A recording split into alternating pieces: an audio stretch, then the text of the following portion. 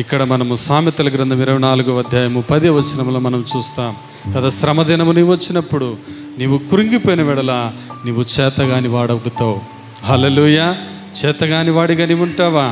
దేవుడు నిన్ను రక్షించుకున్నాడు, నిన్ను విమోచించాడు, దేవుడు నిన్ను విడిపించాడు. ప్రతి శ్రమ నుండి, ప్రతి కష్టం నుండి దేవుడు నిన్ను విడిపించినప్పుడు నీవు కృంగిపోకూడదు, నీవు చేతగాని వాడిగా నీవు ఉండకూడదు.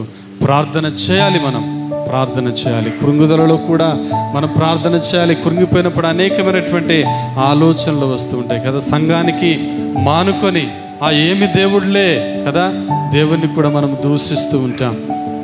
ఏమి సంఘములే, ఏమి సేవకులే కదా, ఇన్ని ప్రార్థన చేసినా, ఇంత మన కొరకు మనం ప్రార్థన చేసినా నేను బాగుపడలేదు అని దేవుని సంఘాన్ని విడిచిన వారు కూడా మనం చూస్తున్నాం.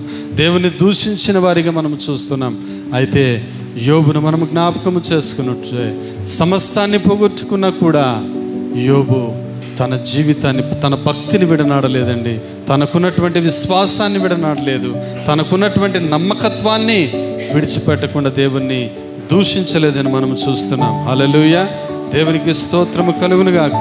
కష్టాల్లో మునిగి ఉన్నప్పుడు నీ దేవుడు ఏమయ్యాడని పదే పదే కొందరు వచ్చి నిన్ను ప్రేరేపిస్తూ ఉంటారు. నిన్నొచ్చి కొందరు గుచ్చి నిన్ను మాట్లాడుతున్నప్పుడు నీవు కృంగిపోవద్దు. దేవుని కుమారుడా, కుమార్తె, దేవుడు నాకున్నాడు. శ్రమ దినమున మనము ప్రార్థన చేయలేం కదా. మనము పూర్తిగా మనము సాతానికి మనము అప్పజెప్పుకుంటాం.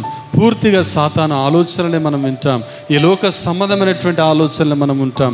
ఎందుకంటే మనము కృంగిపోయాం, బాధలలో ఉన్నాము కాబట్టి వారు వీరు వచ్చి మనకు చెప్తూ ఉన్నటువంటి ప్రతి మాటను మనం విని మనం ఇంకా నష్టపోతూ, ఇంకా కష్టాల్లో ఉండి, ఇంకా మనము శ్రమల పాలు అవుతూ ఉంటాం.